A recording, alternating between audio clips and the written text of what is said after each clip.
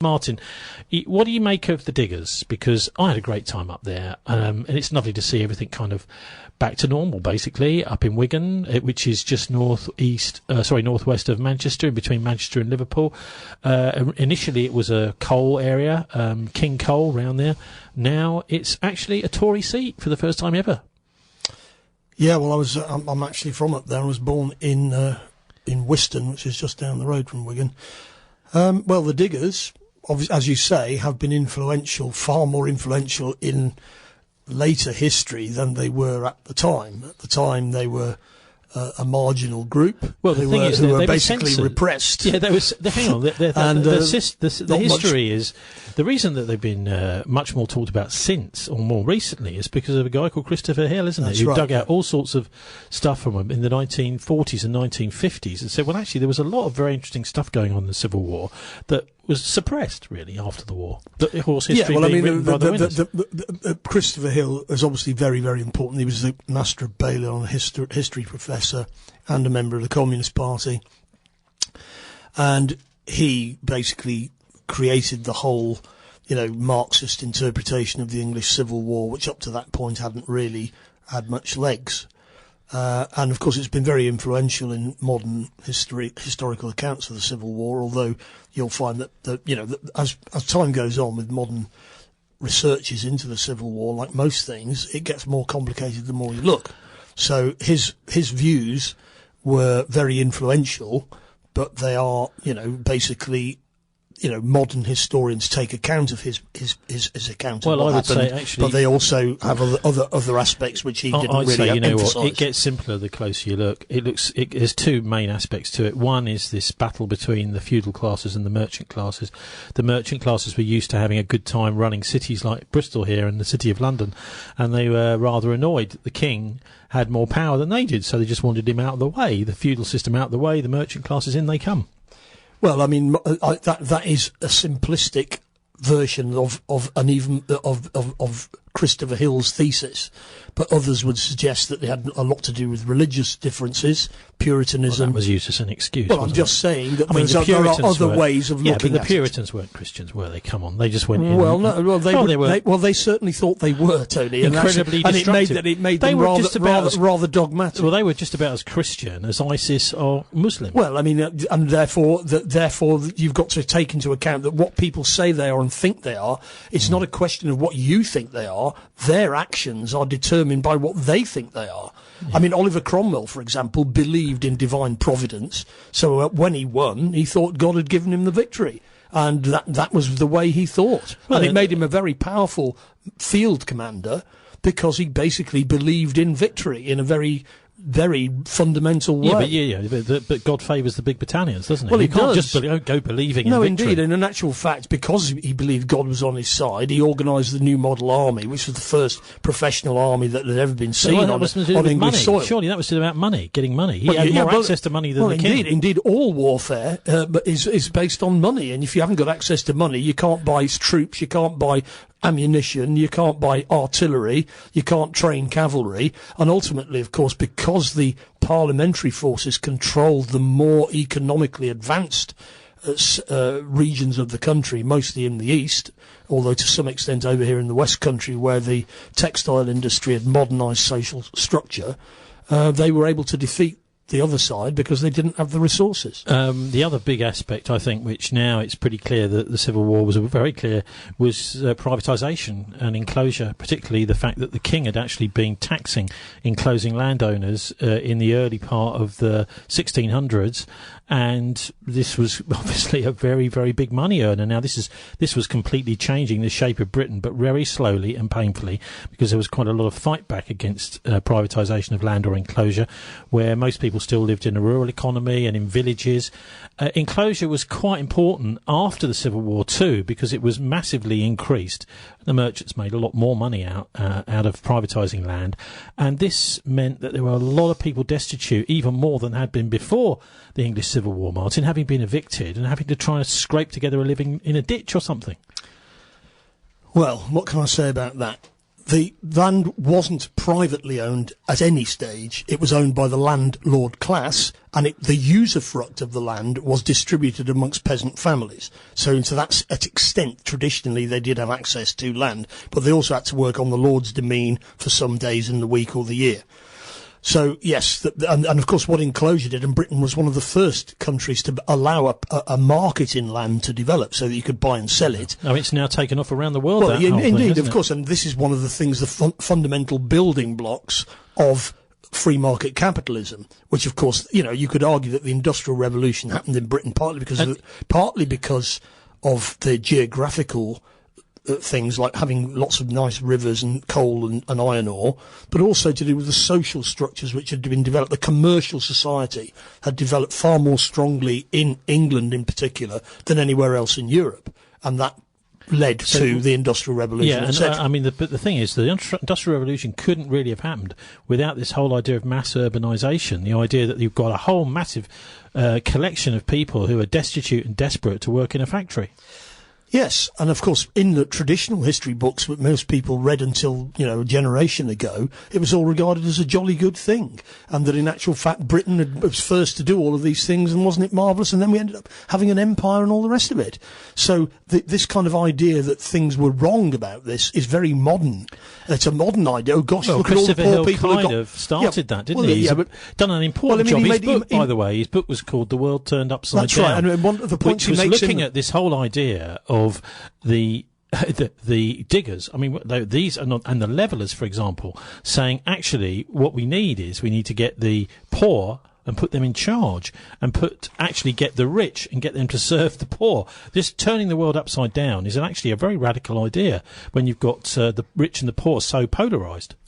Yes, well, you could argue that the whole modern concept of revolution began in what is now called in historiography the War of the Three Kingdoms, because, of course, it wasn't just fought in England. More people died in Ireland, as is usually the case in our conflicts. Well, that was after, yeah. Well, no, it wasn't after. It was before. It began before the English Civil War, as did the uprising in Scotland, which then provoked the Civil War. The plantations were happening after, surely. Yeah. Well, the plantations had already begun in the Elizabethan era, and in actual fact, you've got problems with vagrancy. But the Civil War accelerated this. Yes, this is the key, isn't it? Yeah, all of these things were already happening, and the Civil War was a kind of a full the conflicts which had been later anyway, so the Diggers were all about land and land ownership, and they took over some land on the Commons in St George's Hill in Surrey. Gerrard Winstanley, who was their pamphleteer, he managed to get his pamphlets printed on illegal presses, because that was one of the monopolies that the Civil War was supposed to be about, as the monopoly on printing, because everything was completely controlled and licensed through the print guilds.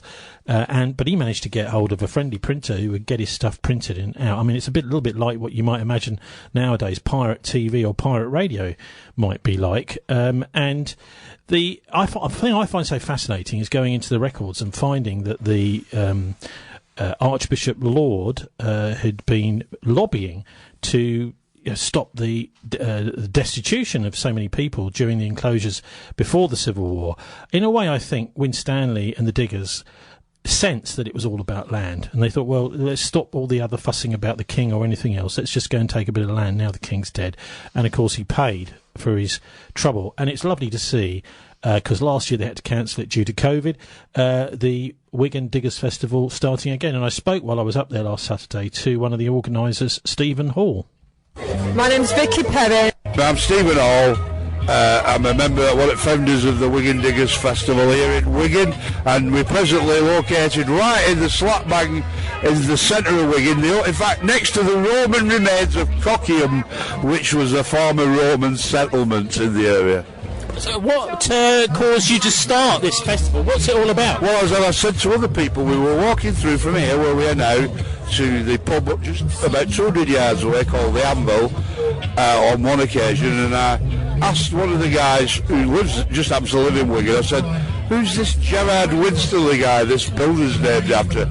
And he said, well, he was leader of the Diggers. And I said, what do you mean he was leader of the Diggers? And he said, who Billy Bragg sang about. And that song, sang by Billy Bragg, always since I heard it for the first time in Blackpool when I heard Billy Bragg sing it, I thought, what a great bunch of people these diggers sound like. They were defying the landlords and defying the law, and they were the dispossessed reclaiming what were there. And I thought, wow, what's he got to do with Wigan? And Tony said to me, Tony Broxton he was called, he said, well, he were born in Wigan. I thought, wow, fancy we come from Wigan. I thought, I've always loved that song. Thought, what a great bunch of people they are. And I'm just astounded that I didn't know about this thing, and that nothing's ever, nobody in Wigan's ever thought to celebrate their association with somebody who sounds like a patently fantastic guy and a movement that, I clearly identify from the first time I heard somebody singing a song about it. Hang on, because, this is part of our history. It's almost as if, it was Christopher Hill that was writing about the Diggers after the Second World War. It's almost as if it was, even though, they've got this massive education system, this part of history was being kept from the people. You're right, I think it was. I mean, I went to university, I studied politics and history of industrial societies at university at Salford, right, and I didn't know about it, literally I thought, I couldn't believe it, 11 years ago this, and about 7 weeks earlier, we organised the first festival within 7 weeks, and we had it in a pub. We had over 500 people came to it, and I thought, how comes I've lived to be, 50-odd year old and an history student, I didn't even know about this stuff. And we came to a point of view, look, we need to put this guy back on map. So we set up a committee, the aim of which is to promote, recognition of Winstanley as a great figure from Wigan, his influence on modern, socialist, egalitarian views. And since that day, we've had every year, we've had a pretty successful event which draws about 5,000 people, where we have a lot of lefty artists who identify with Winstanley, stalls from various groups who, of a socially progressive nature, from all types of groups, and we've had people from all over the world come to it. We've had people from Turkey, Canada, Vancouver, all over Britain, Wellingborough, where there's another Diggers Festival. You people like yourself, Tony, who are involved with the landing at ours, and it's caught on as an idea. In fact, Attila the stockbroker, who's on stage at moments, even wrote a song about they weren't only digging in Surrey, they were digging in Wellingborough and Wigan. We've even had a song written about us. And Wikipedia says we celebrate Winstanley every year. Well, it's a good excuse for a bit of a booze up. Well, what's good to do with Wigan as well? It's like part of our DNA. Well, yeah, but has it actually relevant, Winstanley, today? Oh, very much so. I mean, Winstanley said, the earth was made a common treasury for all, and I believe that, at what point, we're all genetically related to mitochondrial leave. At what point, did somebody say, you lot are all out there, you own everything, and you lot all work for them? I don't think that thing ever existed. I agree. Theft and murder. By theft and murder, they took the land. And we need to take it back off them. We need a society where majority of people dictate what happens, not a small minority who exploits everybody else. And Winstanley was a pioneer, British, English, I should say, socialist, communist, whatever you call, and a great guy. And I'm a Winstanleyist. Well, that's a pretty fair summary of the influence that Winstanley has had, particularly in more recent times, since the 1960s. But just an excuse for a bit of a booze up, which is in the Wigan's DNA.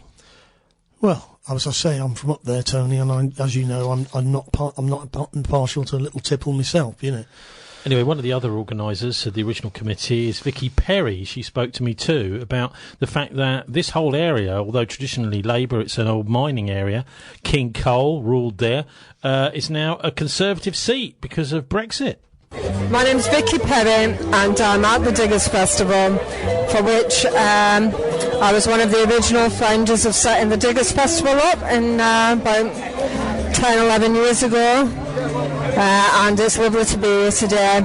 So, Joe, why did you get involved in setting it up? What made you think it would be a good idea to do this? Who is this guy, Gerrard Winstanley, and who are the Diggers? Gerrard Winstanley was born in Wigan. We have records in the local church of his christening, and he believed that the earth was a common treasury for all.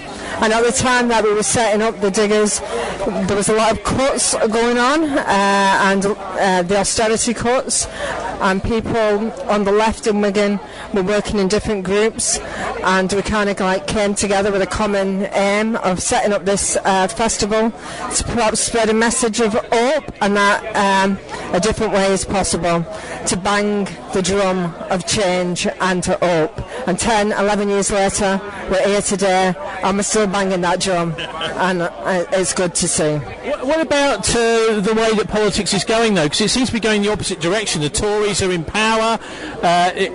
All sorts of austerity is... I mean, basically, the government is slowly being dismantled bit by bit. I don't have much faith in the political system at the moment. I think that we've got a two-party kind of situation, which is very similar and doesn't give a real alternative.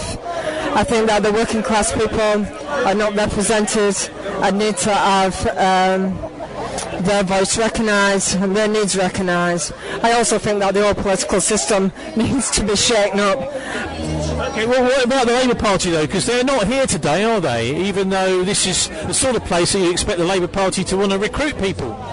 The Labour Party usually have a stall at the Diggers Festival. I believe that they had a mining memorial statue unveiling today, so maybe they were busy with that.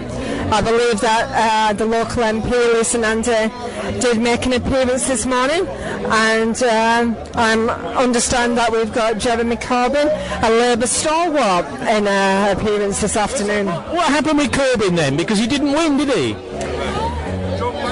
He may not have won the election, but I think that he won a lot of hearts and minds, and I think that goes a long way. The thing is, it's not enough, is it? If you want change, you've got to get power, and it looks as if that power is elusive. What do you make of Starmer? Keir Starmer, what can I say? She went on to say that he's got a difficult job to do. But Martin, of course, the irony here is that this whole area has decided that Brexit is much more important than the Labour Party. And at the Lisa festival, Nandy's the MP. She's not actually the MP for that specific place. She's the nearest Labour MP that they've got. Right. So the point being, really, that this is this whole area was. I mean, you've just knocked me out of my train of thought there. I was just trying to correct that whole thing about Lisa Nandy. Obviously, she is Labour. But anyway, so the point being that this whole area is now, large parts of it anyway, are Tory. This is what they call the Red Wall, largely because the Labour Party said, well, we want to have another referendum. They weren't accepting the Brexit referendum, handing a gift to them. And I suppose the main thing, really, is the fact that you've got a left-wing festival going on, a beer festival, but the Labour Party aren't even there. Well, as she said, they do come in other years. And don't forget, the Labour leadership are now trying to basically distance themselves from things like diggers festivals, because they see that whole lefty culture as what lost them the election. Really? Yes. Having a beer festival? Yes. Because they want to identify with, the not so much beer as the whole thing about the diggers and so on. They see it as a load of romantic tosh, and what we really need is more Peter Mandelson and seriousness. I mean, apparently they're unveiling some sort of mining statue, but actually the Labour Party itself seems to have betrayed the miners. They're not interested in coal at all now, campaigning against coal. So it's almost as if those battles that were fought in the 1970s and 80s, the Labour Party has now completely given up and gone over to the Ian McGregor side, against the miners. Well, they weren't on the right side during the actual strike, Tony, if you remember. This is Neil Kinnock. Yeah. Oh, gosh. But then, of course, there were lots of things to be said about how Arthur Scargill ran it, and so on. I mean, there are big issues here about why the Labour Party lost the Red Wall and what's happening about that. Well, it's simple. But it was no, it's not, Tony. It is simple. It's also Jeremy Corbyn is not popular amongst northern white working class people. He's regarded as a toff. I'm afraid he is. Oh, he was he there, went to by the private way. school as a He child. was there, by the way. Yes, I know. So he turns up for this sort of thing. He turned up, yeah, and it was quite nice to see him. But he also did a talk in Liverpool, which I couldn't track down. I think it was maybe around somewhere. But he did a talk in Liverpool just before that on Saturday. But he said something about the earth is a common treasury for all. So he actually knew the Diggers' quotes. Of course he does. And I can remember years ago when we did the occupation of St George's Hill in 1999, April, for 6 weeks. We had all sorts of interesting people turn up, and at the local church in Weybridge, it was Michael Foot was giving a talk, and at the beginning of the talk, he took out of his pocket a book about the Diggers, which may have been something that was published by Christopher Hill, but it wasn't The World Turned Upside Down. It was an anthology of the Diggers' writings, published, I think, in either the 50s or sometime like that. And in the front cover, he said, "And look who gave me this book," and it said, "Dear Michael, from George Orwell." So there you go. It all goes back that far to the time when some of the real lefty radicals were talking and thinking about things like this. Anyway, great pity that... another thing to say is that the left wing were fighting each other there, Martin. I suppose this is the People's Front of Judea and the Judea People's Front. Wherever the left wing get together, they seem to be very, very good at criticising each other rather than the Tories. Well, I mean, there are splits in politics. Well, politics is in fact don't do this, a rather really, fractious affair. The Tories do these things out of the public eye. The Labour Party or the left wing seem to delight in doing it in public and getting the police called. Well, I would also argue that the right wing actually have problems because, in theory, left wingers can collaborate. In actual fact, right wing Romanians and right wing Hungarians hate each other. So they've got a problem there. They can't actually. I'm not talking about right-wing Ukrainians and right-wing Russians hate each other. I'm talking about within the Tory party, for example, right? Well, the Tory party is a machine. The British left. The Tory party. You can't compare that to the British left. The Labour, the Tory party, for example, were exposed back in the 1980s in that brilliant panorama that got the Director General of the BBC sacked and nobbled the BBC virtually forever, it seems, which is Maggie's Militant Tendency, where they showed that there's a far right going on within the Tory party, but this sort of stuff was all happening behind closed doors. Well, it's all out in the open now. I mean, the far right have become the mainstream Tory party. People like Dominic Grieve are out because they were against Brexit. Anyway, so the Diggers... Oh, and Oliver Letwin, by the way, the man who wanted to destroy the National Health Service and privatise it all, he's out too. Thank God. Anyway, the Diggers Festival, the final piece, I found there was one of the stalls round there. There were some people called the Bolton Diggers. So just down the road, a chap called Alan spoke to me about what they get up to, which is a kind of different idea. The idea being really to sort of grow your own food around the Bolton area, and also to grab little bits of land and do useful things with them, and also turn it into a safe community space. One of the biggest allotment sites in Bolton, and the oldest, is Ainsdale Road allotment site. There's lots of people on there, but we've got a big block of about 9 community normal allotments which have been put together in one big allotment. At one end we've got there's a mental health group who use it. They wanted their own space to do that and to work together to do that. The rest of the plot, we have our main session on Mondays, but also the rest of the week as well. People just drop in.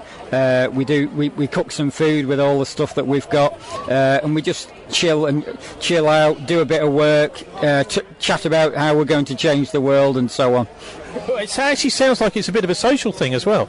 Yeah, for sure. Well, the social relationships are the basis of everything. If you like today, you can see all people around building relationships with each other, and those relations of trust and friendship are the basic relationship of society, and that's how it's the first step in changing things, building a sense of community with each other. Yeah. So too many people, especially over COVID, have just been kind of isolated in their homes, watching TV, listening to the radio, without a lot of communication. During COVID, we had to close some of our plots temporarily, but the main thing which we did, we set up a group called Bolton Mutual Aid. We held a meeting, socially distanced, in one of the gardens, and we managed to get eventually 40 volunteers in Bolton, running errands for people, picking up the food orders, picking up medicine and what have you. And we've been doing that for the best part of a year, but earlier this year it started with COVID and numbers going down and availability of shopping slots increased, so that's just tapered off really. But we're quite proud of what we did, and again the plots we worked out a way of for them to remain open, and we also started doing a soup run for about 50 different households. Wow. And we did that every Friday with our volunteers as well, and again a lot of our food which we were growing went into making the soup for people. Fantastic. But cake. Well, that's the important part, isn't it, I think? Yes, cake's very important. Especially for the volunteers at the end of the day, whatever's left over. But look, how does this all link back to Wigan and the Diggers? Who were they and how are they connected with what you're doing? Gerrard Winstanley was born in Wigan. That's the Wigan connection. The Civil War was also very important in Bolton because it's not many people know it, but Bolton was parliamentarian. It was subject to a massacre when Prince Rupert's troops overrun the town and put everybody to the sword. Eventually... So what was he, a royalist? He was a royalist, yeah. He was, I think he was the cousin of the king. I'm not sure, don't quote me on that. But yeah, so eventually they got hold of the Earl of Derby, who commanded the troops, who was in command of Prince Rupert. Prince Rupert managed to get away. And there's a very old, one of the oldest pubs in Bolton is called the Man and Scythe, and the Earl of Derby spent his last night in there. Then in September, I think it's 45 or something like that, 45, and then he was taken out and had his head chopped off. And we think that's really important because it's very similar to all the war crimes trials which take place today.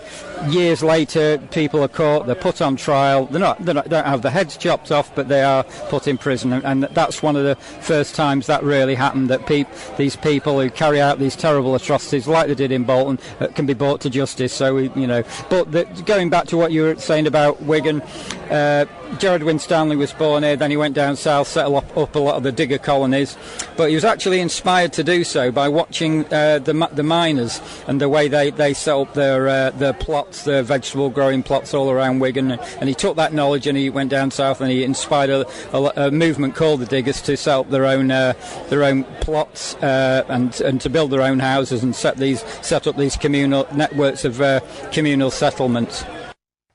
Networks of communal settlements, that's at least the idea, but obviously this is a fantastic little group, the Bolton Diggers, Martin. What they're doing is they're looking at where people are in a difficult circumstance with COVID, isolated, etc. They're finding ways around, helping them shopping, things like that. Well, there was clearly a lot of that going on all over the country, and more power to the railway. Do you want to say one last word about whether you think the Diggers are still relevant today? Well, I think the interesting... It's about today, isn't it, really? Because we've got enclosure still going on. If you go into Cabot Circus, that's all privatised. The enclosure is basically grabbing land that has been used communally. We've even got the whole situation of things like pubs being shut down, anything which is the zoo being sold off for private flats. This is a form of enclosure. It's privatisation. It's taking spaces that used to be where families went, even if it was, say, a sort of visitor attraction where people had to pay to get in, and turning it into as much money as possible, which is private flats, and preferably luxury ones. Well, in The World Turned Upside Down, Christopher Hill made the case, and I think it's a good case, that the Diggers did in fact have a realistic programme for what could have been done.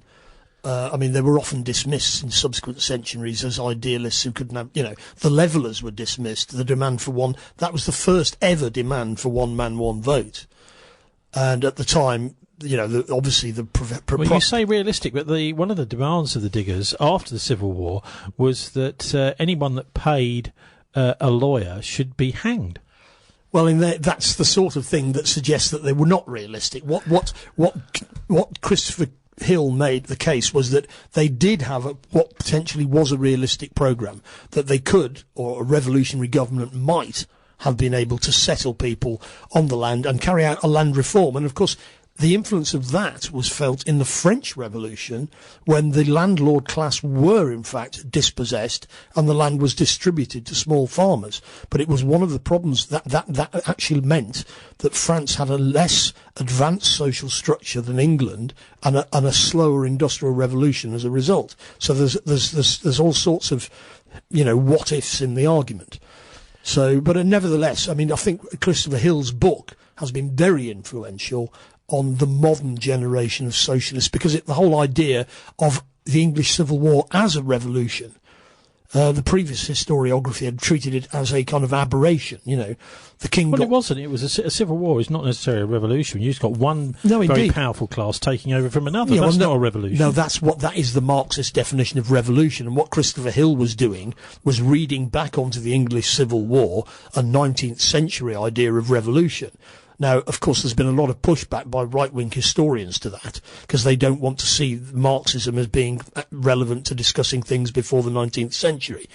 But I think Christopher Hill made a pretty good case. And in any case, it's been very influential. As you can see, if 5,000 people are turning up in Wigan every year, then you can see that it's still having its impact. Let me be quite frank. Most of them are there for the beer, Martin.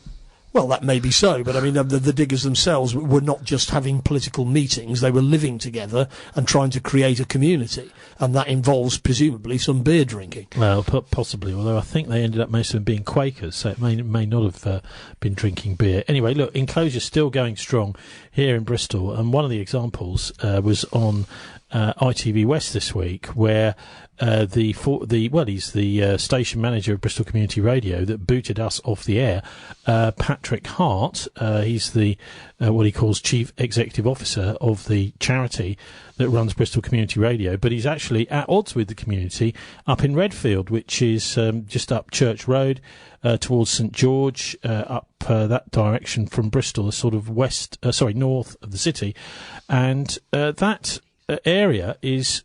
Martin, you say something? I don't think Redfield would be classed as North Bristol, but I don't really know. I'm not going to argue. It's it's out sort of parallel with the M32, but it's the extension. No, it's actually to the east of the state. Anyway, look, it's Redfield. It's a part of Bristol. Yes. It's St George. It's a part of Bristol, but it's the old Redfield Cinema, which is part of a Wetherspoons pub, which has been sold off. And our boss, Patrick Hart, is trying to get it all turned into flats.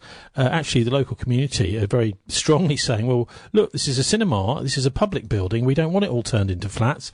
We still want to retain some of our public spaces. And Patrick Hart appeared on the TV this week, our former boss, who just simply refuses to answer emails, refuses to pick up the phone, all that sort of thing, and yet he will talk to ITV West, as you'll hear in a minute. Campaign is underway to save an Art Deco cinema in St George in Bristol. Built in 1912, the Redfield Cinema is above a pub which has recently been sold, and there are fears the site may be turned into flats, as Ellie Barker now reports.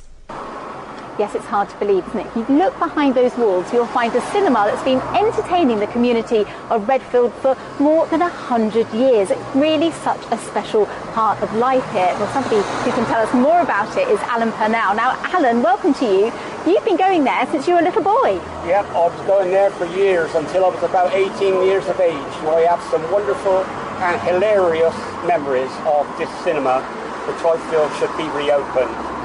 Yeah, we had great fun there. Things that we used to get up to in there, I mean, really, it would be classed as naughty, but I mean, we did do it. Well, we won't go into too much yet. I could really tell you some stories about it, like, you know, I mean, and you would end up really laughing. I could write a book on it. But it's been closed for decades, but you still feel it's worth saving. Oh yeah, definitely. I mean, it's a good investment for someone. It's a profitable investment, and not only that, the people that live in the area, I mean, they would go here. Make no mistake about it. That would be full up every night, like it was in the past.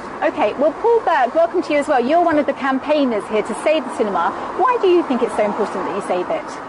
I think the cinema behind the building there is not a chance to be a cinema for like 60 years. I think the area has changed a lot in that time. I think there's a lot of different people here now. There's young people, old people, families, and not just as a commercial cinema. There's potential for lots of outreach to schools and all the community organisations that are around here. Okay. Well, the developer who bought it is Landrose, and representing them tonight is Pat Hart. Hi. Pat, welcome to you. We do sympathise and understand that lots of local people are interested in the cinema, but it's about juggling things around as well and looking at priorities. You know, we need places for people to live, NHS workers, key workers. There's nowhere for them right now, and the possibility of 40 co-living units there is really important. So we're happy to talk to all the groups, but the most important thing is to get our priorities right, and we think housing and flats, not to sell but to rent affordably, should be a priority. OK, Pat Hart, thank you very much. Clearly a discussion that is going to carry on and on. Ellie Barker reporting there. So, our ex-station manager versus the community. He's supposed to be running a community radio station, but he's against the community there doing communications for the landowners that want to convert this building into 40 flats just to make money. So it's easy to see where that's coming from. But this is just one example, Martin, isn't it? A lot of cinemas and public spaces, pubs, particularly over the last year and 18 months or so have closed. But actually the rate has been really, since around about 2008, 2010. CAMRA, the Campaign for Real Ale, have been saying that pubs have been closing at an unprecedented rate. This is just one example. Cinemas too. At the end of the day, we're going to end up with no shared space at all, aren't we? Yeah, and underlying all of this is the dysfunctional property market, in which people, get on the property ladder and expect their pension to be paid by It's not just that, because you'd have to get change of use, won't you, in order to get this? And the council just says, oh yeah, you can have change of use, no problem, mate. In fact, that was the problem up at where they're trying to close Bristol Zoo, is that the council planning committee can just say, yeah, you can change use to luxury flats. Actually, the planning system is there to stop this kind of thing happening. Well, interestingly enough, as you know, the government were about to rip up the planning system until they lost the Amersham and Chesham by-election to the Liberal Democrats. And now Michael Gove is going to be put in charge of housing. Yeah, and he's under instructions to not rip up the planning system. But the planning system, as you know, Tony, was very much in favour of the planners. With this reshuffle this week, Gove apparently is going to make it easier to build houses, easier to do all this stuff. And, because apparently what I've been hearing, Tony, is that they were going to, what Robert Jenrick was saying, he that gave Desmond the right to, not pay a penalty to Hackney Council for a development that he was running. I think Gove's instructions are to row back on what was being proposed, that we're just going to build houses anywhere and planning's going to be ripped up because of the loss of the Amersham and Chesham by-election. With a whacking great majority, do the Tories really need to care about things like that? Well, you think about it, if the Liberal Democrats came from nowhere there to win by many thousands of votes, and it looks like the commuter belt does not want lots of new houses built. And they are the people who fund and vote for the Tory party. So they can, if they wanted to, ignore them, but there's a price to be paid. And I think they've got tied themselves in knots about it. The Tory party is funded by the property developers. The planning system is loaded in favour of the property developers anyway. As you know, if local councils oppose a development, they can appeal to central government, and central government will say you can go ahead. So it makes little point for local authorities to oppose most things. And of course it's wrong, but that's the way it is. And the Tory funders, the property developers, want they just want carte blanche. But of course, I think what happened in Amersham and Chesham was that relatively prosperous suburban commuter people decided that they weren't going to go with that, and they went with the Liberal Democrats. Now that's actually shows how soft the Tory core vote is. Well, Michael Gove this week shelved planning shake-up just hours after being named as the new housing secretary. He's tasked to deliver on a pledge to build 300,000 new homes a year. He will also lead on delivering Boris Johnson's levelling up agenda, which sounds like another load of nonsense, a bit like the Northern Powerhouse or whatever. Just a few words that don't really mean anything. And getting the young on the property ladder is critical to winning the next election. So, why is this business? I mean, are they actually going to do anything to help young people get on the property ladder? Well, I think that, as I say, they're tied in knots because their funders are basically the property developers, and of course lots of retired people with their own homes who make, basically just sit there and watch the money rolling in. I mean, this looks good actually, because this shake-up that the previous housing guy had obviously just cut and pasted from the house building industry, into law. That's what the Tories tend to do, isn't it? Whoever pays them the money, then they say, just write the laws, please, and then they pretend they support them. The shake-up was aimed to stop local opponents blocking development in designated growth zones in a bid to make it easier to hit the house building targets. But that's the critics said the plans would sideline locals and warned of a free-for-all for development, when it seems to be that they don't even need to do that here in Bristol, because the City Council have given a carte blanche for people to build just about wherever and whenever, including all over the zoo, putting luxury flats there. So maybe Bristol's, these new laws aren't necessarily going to affect here, because you do have to have local authorities that are prepared to push back for the people against the big developers, Martin. Well, even if they do, they can be overruled by central government, as I've already pointed out. So in actual fact, the planning system and the property system in this country is the real problem underlying a lot of our social problems. But of course, there's a massive vested interest, those who already own property and the property developers who fund the Tory party are not really interested in people sleeping on the streets here in Stoke Scott. This is shocking stuff. In growth areas, individual developments would not have required planning permission. So you just go and build what you want. You don't need planning permission. Absolutely. What happened in the Amersham and Chesham by-election is the Tory strategists suddenly thought, hang on a minute, if we do this, we're crapping on our own doorstep. And we're going to lose. I mean, that was a solid Tory seat, and it just went solid Liberal Democrat, just like that. And so, if the Liberal Democrats Gove, just I never thought I'd hear the day where I thought that Gove taking over was a good thing, but actually, it looks like Jenrick really is the dark side. And when Gove is an improvement, you know how bad things are.